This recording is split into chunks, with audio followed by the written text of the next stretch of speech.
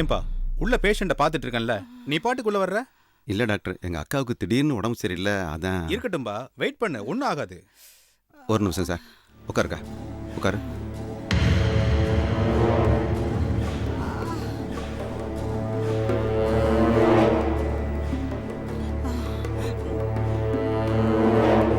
ஐயா, நான் முனியன் பேசுறியா? தாயம்மாவுக்கு திடீர்னு ஜுரம் வந்துருச்சு, டவுன் ஹாஸ்பிட்டலுக்கு கூட்டு வந்திருக்கேன். ஆமாம், நீங்கள் கொஞ்சம் டாக்டர்கிட்ட சொன்னால் நல்லா இருக்கும் ஐயா. சரிங்க ஐயா. ஐயா, சொக்கலிங்க ஐயா பேசணுமா?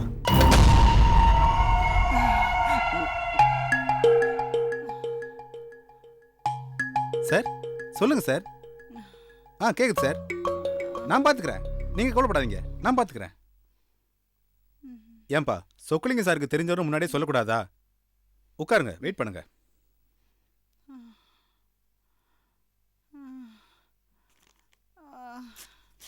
இந்தாங்க, இந்த மருந்தை தொடர்ந்து 3 நாளைக்கு சாப்பிடுங்க. உடம்புல எந்த ப்ராப்ளமும் இருக்காது, எல்லாம் சரியாயிடும். சரிங்க, வரேன். வாங்க.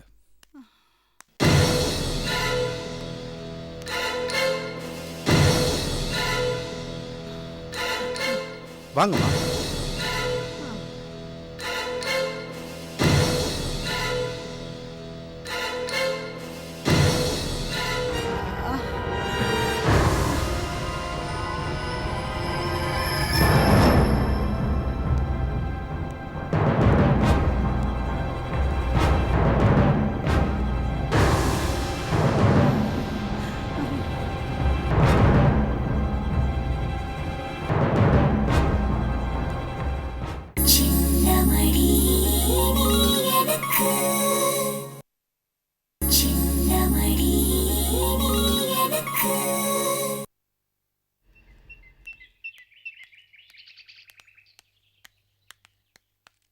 அப்பா, மரக்கடை சுந்தரம் போறாருப்பா. நானும் பார்த்தேன், பேசாம வா.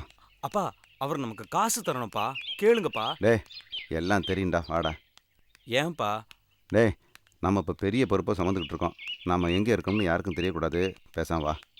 சரிப்பா. கும்பிட போன தெய்வம் குறுக்க வந்த மாதிரின்னு சொல்லுவாங்க. இப்போ நம்ம 2 பேருமே தெய்வம். நீங்கள் என் குறுக்க வந்திருக்கீங்க, நான் உன் குறுக்க வந்திருக்கேன். எப்படி என் லாஜிக்? முனியன் சார், என்ன சார் இது இப்படி பொசுக்குன்னு போனால் எப்படி? யோ, நான் இப்போ பில்டிங் இடிச்சு கட்டுற பிஸ்னஸ்லாம் பண்ணுறதில்ல. பிஸ்னஸ் பண்ண வேணாங்க, அதுக்காக என்ன ஏன் அவாய்ட் பண்ணுறீங்க? நம்ம 2 பேரும் ஃப்ரெண்ட்ஸாக இருக்கலாம்ல. யாருங்க இது? சிவப்பா லட்சணமா அழகா ராஜா மாதிரி ஒரு பையன். யாராக இருந்தால் உனக்கு என்ன? வழிவிடு, நாங்கள் போகணும். போகிறேன். அதாவது மருங்காபுரி ஜமீன்தார் பொண்ணுக்கு ஒரு பையன் வேணுமா. பையன் பார்க்க சிவப்பா லட்சணமா இவன மாதிரி அழகாக இருந்தால் போதுமா, வேற எந்த குவாலிஃபிகேஷனும் தேவையில்லையா? என் பேர் கிருஷ்ணன், நான் இவரோட பையன். அப்படியா? முனியன் சார், இது உங்கள் பையன் கிருஷ்ணனா? ஆச்சரியமாக இருக்குங்க. இதில் என்ன ஆச்சரியப்படுறதுக்கு இருக்கு? அவன் சகப்பாக இருக்கான், நான் கருப்பாக இருக்கேன், அதை வச்சு சொல்கிறியா? ஐயோ சிச்சியா, அந்த மாதிரி சொல்லுங்க. சேத்துல செந்தாமரை பூக்கலையா? அழகு அறிவு 2த்துலையும் உங்களை அப்படியே கொண்டிருக்கானே, அதை சொல்ல வரேன். அப்பா, சார் சொல்ற மாதிரி செஞ்சா நான் ஜமீன்தார் வீட்டு மாப்பிள்ளை ஆயிடுவேன்ப்பா.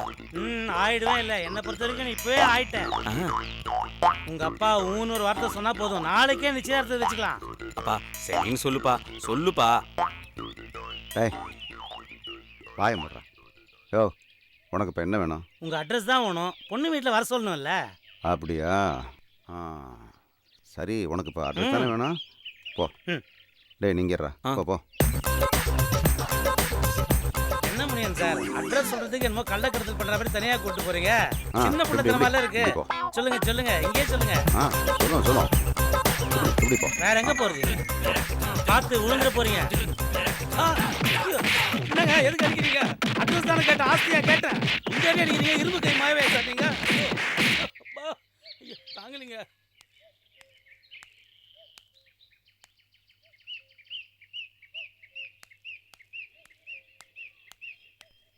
அப்பா, அந்த அங்கிள் எங்கப்பா? அநேகமா ஆஸ்பத்திரிக்கு போவான். ஜமீன்தார் பொண்ணு டாக்டரா? டேய், வாடா. உள்ளம் என்பது ஊமை, அதில் உண்மை என்பது ஆமை. அடிச்சடியில வார்த்தைலாம் தப்பா வருது. சொல்லில் தெரிவது. ஐயோ, என்னங்க போகும்போது நல்லதானே போனீங்க? என்னது தலையில கட்டு கையில கட்டு? போகும்போது உலகம் பிறந்தது எனக்காக கையை காலை ஆட்டிட்டு ஜாலியாக தான் போனேன். வரும்போது தான் உள்ளம் என்பது ஊமைன்னு பாட்டு பாடுற மாதிரி ஆயிடுச்சு. யார்கிட்ட தகராறு பண்ணீங்க? நான் தகராறுலாம் ஒன்றும் பண்ணல சாரோ. ஒரு அட்ரஸ் கேட்டேன், அதில் வந்த கதி. யாரோட அட்ரஸ்? வேற யார்? தாயம்மாவோட அட்ரஸ் தான். யார்கிட்ட கேட்டீங்க? முனியங்கிட்ட தான் கேட்டேன். அவன் கராத்தெல்லாம் கற்று வச்சிருப்பான் போல இருக்குது. மேலடியே தெரியாமல் உள்ளுக்குள்ளே இருக்கிற எலும்பெல்லாம் உடையிற மாதிரி பண்ணிட்டான். ஏங்க உங்களுக்கு தலையெழுத்து? இது என் தலையெழுத்து மட்டும் இல்லை சரோ. தாயம்மாவுடைய தலையெழுத்துலேருந்து உன்னுடைய தலையெழுத்து வரைக்கும் இதில் அடங்கியிருக்கு. இது அப்படியே விட்டுறக்கூடாது. தாயம்மா யாரு, எங்கே இருக்கா, நடந்தது என்னன்னு தெரிஞ்சுக்கிட்டாதான் நான் பட்ட அடிக்கு ஒரு அர்த்தம் இருக்கும். வேண்டாங்க, அந்த முனிய நல்லவன் இல்ல. கொலை கூட பண்ண தயங்க மாட்டான்.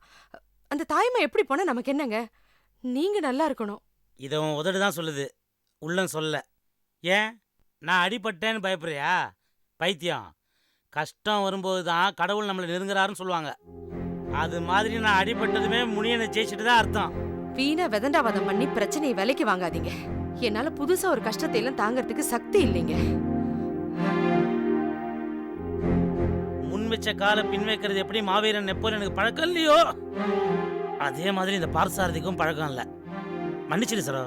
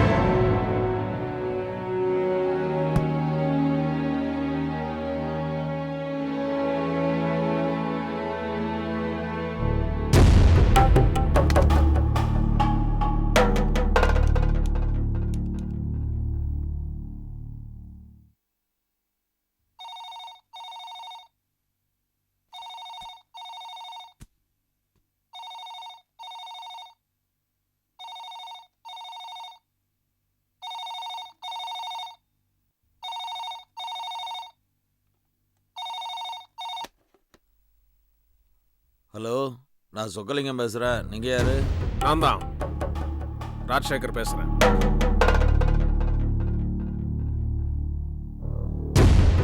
சொல்லுங்க மாப்பிள்ள. என்ன மாப்பிள்ள என்ன பொய் சொல்ற? ஓ வாயால சொல்லாத.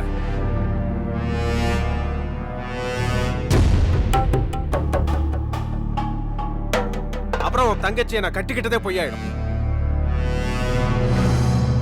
மாப்பிள்ள என்ன சொல்றீங்க? நான் பொய் சொல்றேனா? பின்ன தாயம்மா செத்து போயிட்டு தான் சொல்லி என்ன நம்ப வச்சியே, அதுக்கு பேர் என்ன? என்ன பதிலே காணோம்? இதுக்கு என்ன பொய் சொல்லி சமாளிக்கிறதுன்னு யோசிக்கிறியா? அது நடக்காது சொக்கலிங்கம். ஏன் தெரியுமா? அந்த தாயம்மாவை இன்னைக்குதான் நான் ஆஸ்பத்திரியில் பார்த்தேன். அவ ஓம் பாதுகாப்புல தான் இருக்காங்கிறதும் தெரிஞ்சுக்கிட்டேன். அது தப்புதான் மாப்பிள்ள, தப்புதான். தாயம்மா செத்து போயிட்டான்னு சொன்னது என் தப்புதான் மாப்பிள்ள. அதுக்காக என்ன மன்னிச்சிருங்க. தாயம்மாங்கிறது அனாவசியமா நீயா விலைக்கு வாங்கிக்கிட்ட. அது உன் தலை எழுத்து. அது இருந்தாலும் செத்தாலும் எனக்கு ஒண்ணு இல்லை. அதை பத்தி நீ ஏன் அனாவசியமா என்கிட்ட மன்னிப்பு கேட்கிற? ஆனா நீ என்கிட்ட மன்னிப்பு கேட்க வேண்டிய ஒரு முக்கியமான விஷயம் இருக்கு. என்ன மாப்பிள்ள அது? ஒன்னும் தெரியாத மாதிரி கேட்காத. என் சொத்தை நான் விற்கிறதுக்கு கூட உரிமை இல்லாம உன் தங்கச்சி கிட்ட கையெழுத்து வாங்குற மாதிரி பண்ணிட்டியே, அதுக்கெல்லாம் யாரு காரணம்? அதுக்கு நான் காரணம் இல்ல, முழுக்க முழுக்க உங்க அம்மா தான் காரணம். போய் பச்சை போய். படுத்த படுக்கையா இருந்த எங்க அம்மாவை ஏமாத்தி எல்லா சொத்தையும் உன் தங்கச்சி பேர்ல எழுதுறதுக்கு காரணமே நீதான். சத்தியமா நான் அதுக்கு காரணம் இல்ல. ஒரு பாதுகாப்புக்காக அப்படி செஞ்சதா உங்க அம்மாவே என்கிட்ட சொன்னாங்க. மறுபடியும் போய் சொல்ற சொக்கலிங்கம். அப்படியே அவங்க பாதுகாப்புக்காக செஞ்சிருந்தாலும் வெறும் சொத்தை மட்டும் தான் பாதுகாத்திருக்க முடியும். என்ன பாதுகாத்திருக்க முடியுமா? தினம் ஒருத்தின்னு நான் இருக்க ஆரம்பிச்சிருந்தா உன்னாலையும் உன் தங்கச்சியாலையும் நிம்மதியா இருந்திருக்க முடியுமா? வேண்டாம் மாப்ள, அப்படியெல்லாம் பேசாதீங்க. நீயே சொன்னாலும் நான் அப்படி ஒரு காரியத்தை பண்ண மாட்டேன். ஆனா இன்னொரு காரியத்தை நான் கண்டிப்பா பண்ண போறேன். என்னது? எது உன் தங்கச்சிக்கு தெரியக்கூடாதுன்னு மூடி மூடி மறக்கிறியோ, நான் அதை அவ கிட்ட விளாவரியா சொல்ல போறேன். வேணாம், தயவு செஞ்சு அதையெல்லாம் அவட்ட சொல்லிடாது. அப்புறம் அவன் உயிரோடவே இருக்க மாட்டான். ஆஹா, என் சொத்தை விற்கிற உரிமை கூட எனக்கு இல்லாம மகனம் போய் நான் மட்டும் உயிரோட இருக்கணுமா? சரிப்பா, இப்ப நான் உனக்கு என்ன செய்யணும் சொல்லு. யார் தயவும் இல்லாம என் சொத்தை நான் விற்கணும், என் கௌரவத்தை நானே காப்பாத்திக்கணும். சரி, பொழுது விடிஞ்சதோ ரெண்டுமே நடக்கும். நீங்க அதை பத்தி கவலைப்படாதீங்க. இப்ப நீங்க போய் நிம்மதியா தூங்குங்க. தூங்குற சொக்கலிங்கம், தூங்குற. ஆனா நீ சொன்னது மட்டும் நடக்கல, அப்புறம் நீ நிம்மதியா தூங்க முடியாது சொல்லிட்டேன்.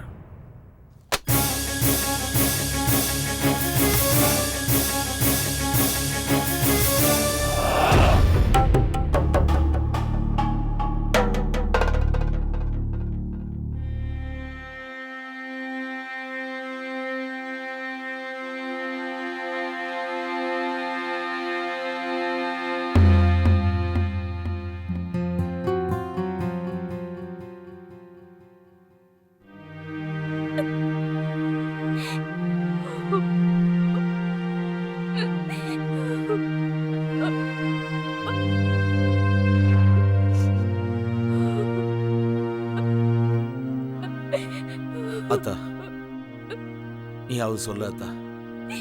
அவளை கொஞ்சம் அழ வேண்டான்னு சொல்லு.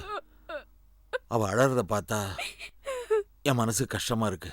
ஏலே, அவ அழுவறதுக்கு காரணம் நான் இல்ல, நீதான். நீயே அவளை சமாதானப்படுத்து.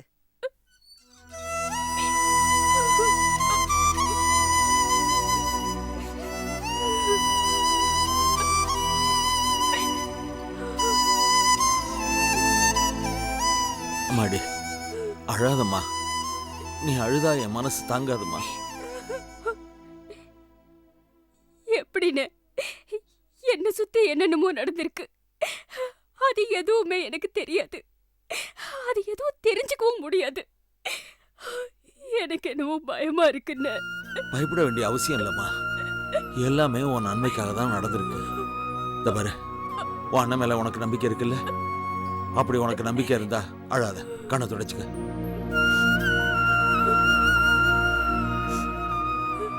அழல, இனிமே அழவும் மாட்டேன். உங்க மேல எனக்கு நம்பிக்கை இருக்குன்னு.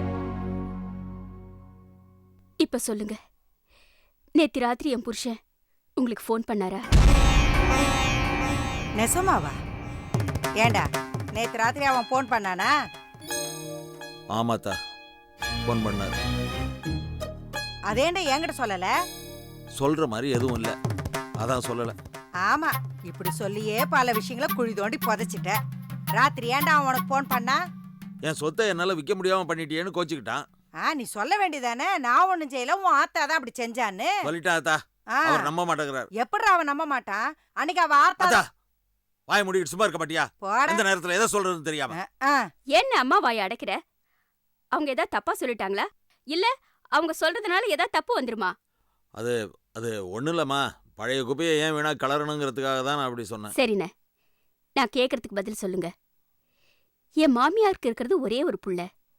எல்லா சொத்தையும் அவர் பேர்ல எழுதாம என் பேர்ல என்ன எழுதினாங்க?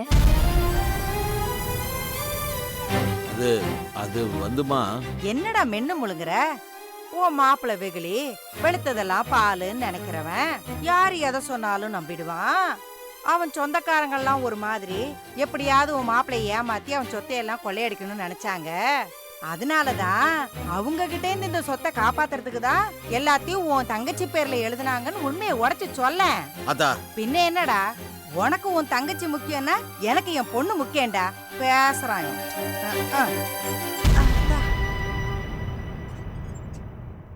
என்ன அம்மா சொல்றது உண்மையா? அது உண்மைதாம்மா. ஒரு பாதுகாப்புக்காக தான் உன் மாமியார் அப்படி செஞ்சாங்களே ஒழிய மற்றபடி மாப்பிள்ளை மேல எந்த தப்பும் இல்லைம்மா. அப்படின்னா இப்ப என்னென்ன செய்யறது? மாப்பிள்ள யாருக்கோ சுருட்டி கையெழுத்து போட்டிருக்காரு, அதான் பணம் தேவைப்படுதுன்னு நினைக்கிறேன். அதுக்காக நிலத்தை விக்கணுமான்னு? வேற வழி இல்லம்மா. அவர் தான் யாருக்கிட்டையும் பணம் வாங்க மாட்டேங்கிறாரு, குறிப்பா நான் கொடுத்தா வாங்கவே மாட்டேங்கிறாரு. இந்த ஒரு தடவை தானே இப்படி நடந்திருக்கு, இனிமேல் நடக்க வாய்ப்பு இல்லை. அதனால கொடியாந்தோப்பு நிலத்து பத்திரத்துல கையெழுத்து போட்டுருமா, வேற வழியே இல்லை.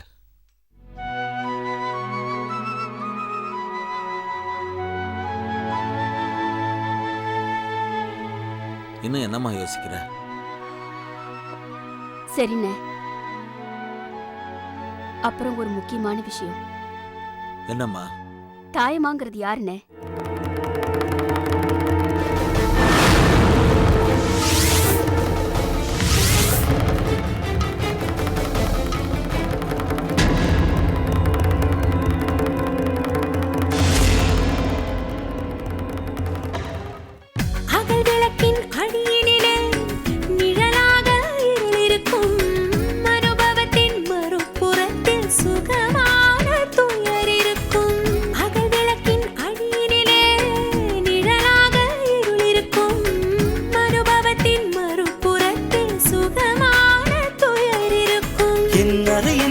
திரைகளிலே உன் அழகு பருவம் படபடக்கும், உன் பாத கொலுசின் அசைவினிலே என் நெஞ்சம்